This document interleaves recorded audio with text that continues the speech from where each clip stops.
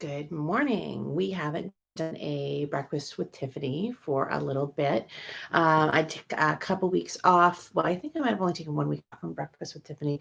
The cat is out in force this morning.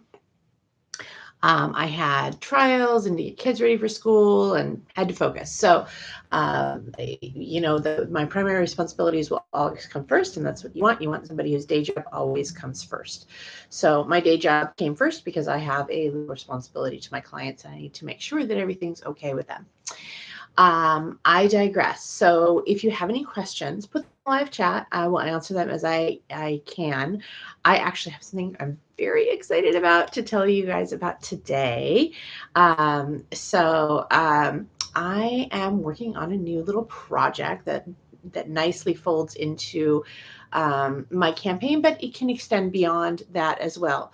So I have been mulling and thinking over for weeks. We've got all of these laws on the books that suck. We have really bad laws in this country. And if you followed me for a while, hang on just a second. Hey, sorry, we have a piece of furniture that our cat thinks is a scratching post. We've been working on that. So we have all these laws, and if you've followed me for a while, you can see it like my lawyer of the day threads, where I tell you like we've got these silly, stupid, petty little laws that just ruin people's lives and don't curb social behavior that doesn't belong in society. So most state legislators don't get an awful lot of communication. It's a pretty low profile thing.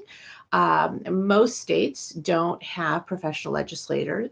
So, our legislature in the state of Maine, it's not a job. Like people have asked me, oh my gosh, you should totally run for the state legislature.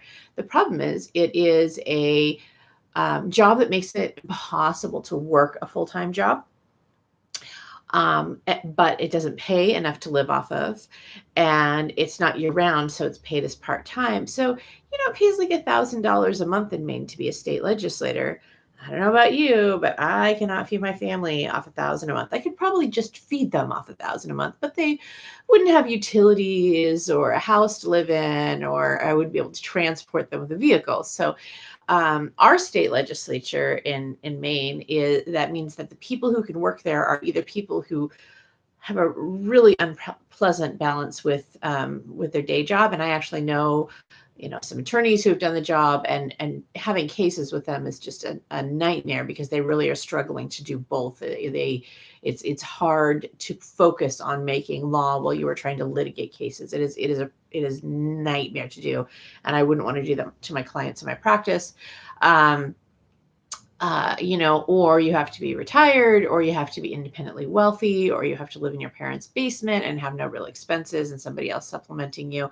You functionally cannot do this job if you need another source of income and you don't have just an intensely flexible job that you do aside from that. So our legislature's view of the world, it's very small.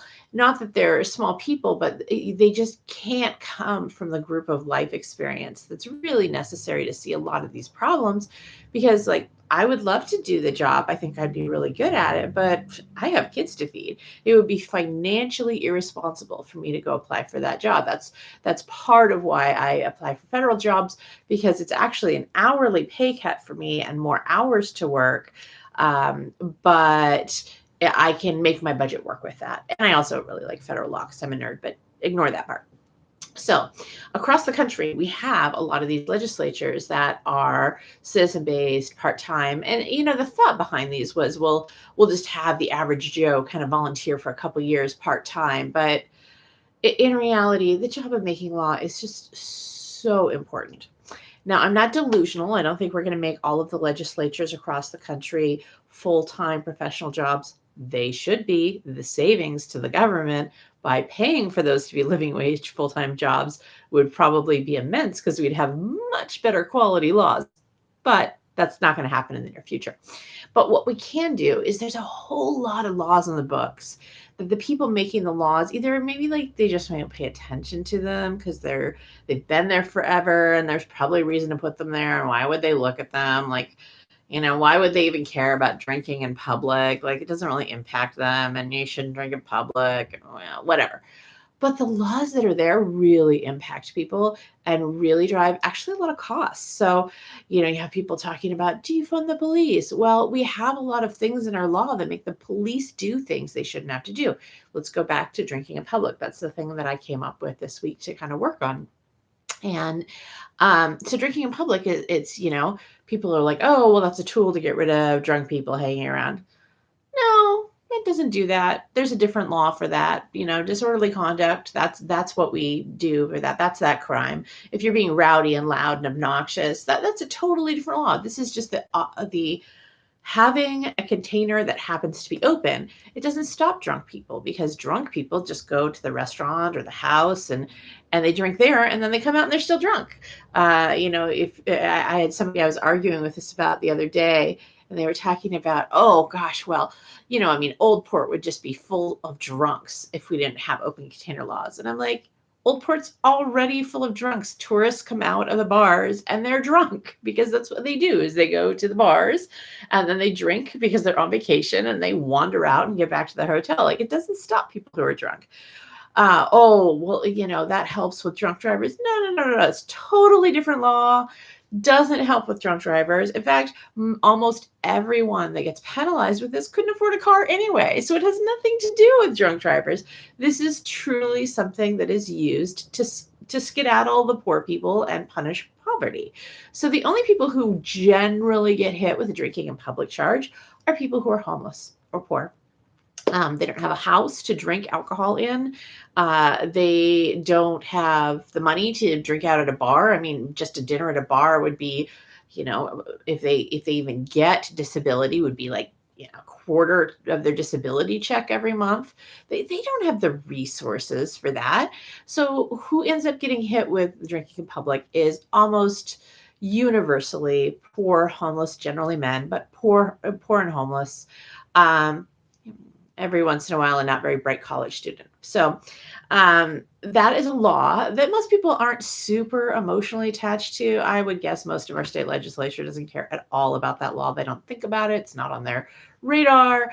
They don't understand that putting people in jail for the mere act of having an open container, a $2 open container of alcohol, putting them in jail for that actually ruins their life yet again. Because if you are poor and homeless and you get arrested, all your stuff gets thrown out. So it's really used as a tool to divest people in poverty of any sort of ability to gain possessions. Because when you're poor, it's not like you trundle down to the local bank and deposit your pennies there. All your stuff you have with you, because you don't have a place to put it. And if you get arrested, your stuff doesn't go with you. So you've just lost any bedding you might have. You've lost any worldly possessions that weren't physically on you.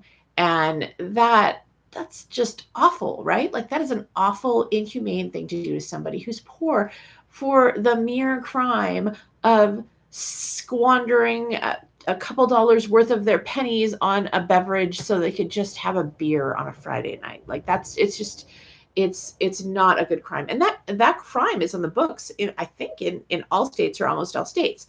So my new project is that we are going to every month try and whack off one of these laws that disproportionately criminalizes being poor, or disproportionately criminalizes being Black or brown, or disproportionately impacts people. We're going to start whacking away at systemic injustice. And so every single month, what we're going to do is I'm going to push out with the hashtag fix our law. I'm going to push out a law or a type of law. It's going to be a little choppy at the start because I'm still organizing this. This is like brand new. I just started this week. And so what I'm doing is, by example, I'm saying, here's the main open container statute number, and I'm saying, please write, here's where you find your legislators, your state legislators. If you're not in Maine, please look it up in your state. We're going to eventually try and have it so every state there's a just, button that looks it up for you.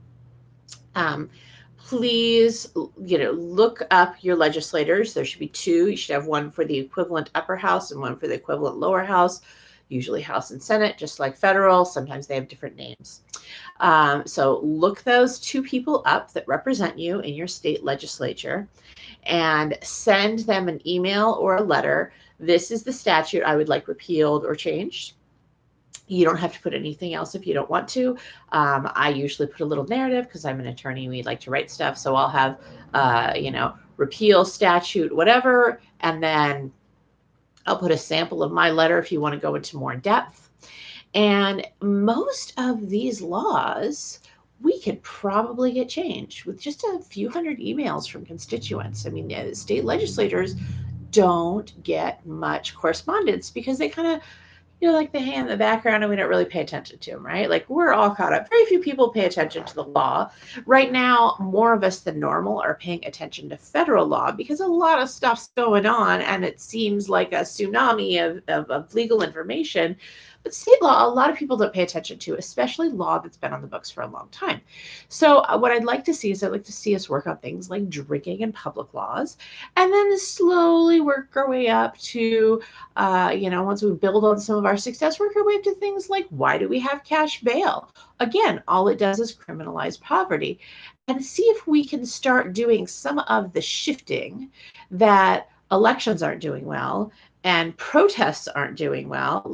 Let's try to fix the law. Most of us cannot afford or are not qualified to be state legislators, although the qualification part doesn't stop an awful lot of people who shouldn't be state legislators. More often than not, it's that we don't have the capacity because we don't have the time, we don't have the resources, we don't have the financial ability to go be a state legislator, which is a hard job and it's an important job. So most of the people who are state legislators don't know the law very well, and most of us don't have the ability to do the law. But what I'm going to ask people to do is do 2 emails. They can be the same email, just to different people.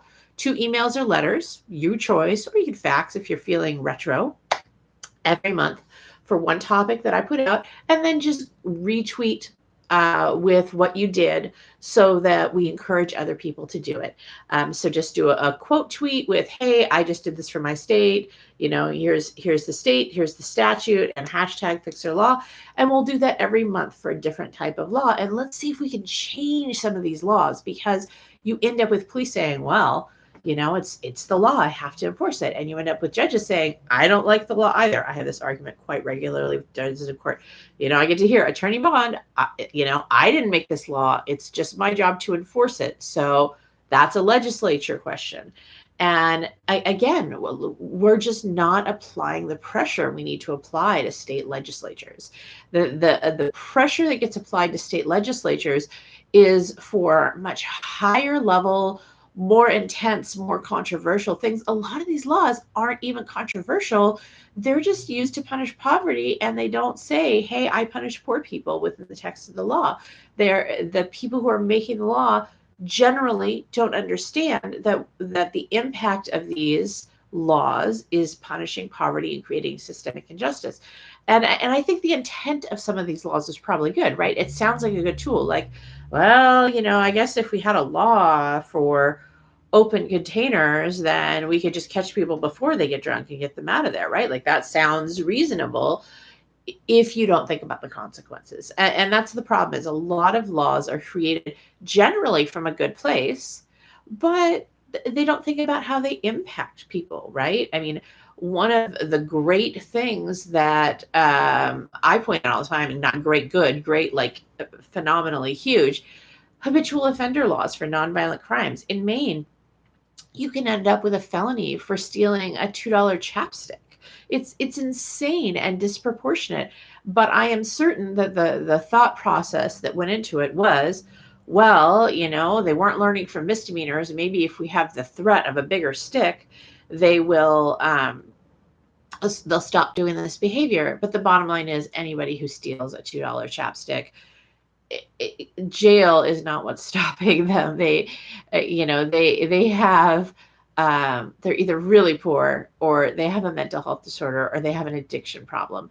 And so the threat of going to jail over that, or the threat of getting a felony, if the first couple of interactions with law enforcement didn't stop them, it's not going to stop them. And that's the problem with these laws, is they don't consider the receiving end in a way that they're applied. They may consider the receiving end and be like, well, I totally reasonable, not drug addicted, not, struggling with mental health issues and not poor, of course would not steal a $2 chapstick if I thought I was going to get a felony and go to jail for several months. Um, but that's not who these laws are interacting with. They're not looking at the population they're interacting with and how that population will respond, or even if it has the capacity to respond. So that is my super most exciting thing. I have that new project, and I hope that you will join me on this journey. I hope that you'll work on it. It's not going to be a for-profit thing. I'm not drawing any kind of salary at any point in time that I would foresee. This is just a project that I have going to make sure that we are indeed changing the laws that we need to change, and making sure that our laws are more equitable. If you would like to volunteer, please send me a message. You can send it through the website. You can send it through Twitter. I would love to have you help. The commitment that we're looking for most volunteers, 5 minutes a month. Please, sign up. Well, I'll get some sign up sheets going in the next few weeks. 5 minutes a month. That's it. And maybe we can get some major changes in our law. You can do it in pajamas. Don't even have to put shoes on. So that is the most exciting thing I have today. The other thing that I have been kind of jazzed about is we've got this very quiet kind of whisper movement going, which I love. And we are working on, I definitely am right in. It's looking unlikely I'm going to be printed on the ballot, but I write in, paperwork's all filled out, all taken care of. And because I'm not being polled or included in anything, it feels like this very fun renegade movement. Let me get a sip of tea. I've been talking a little bit here. So I get oodles of emails of people who are like, I can't wait to write you in as my number one.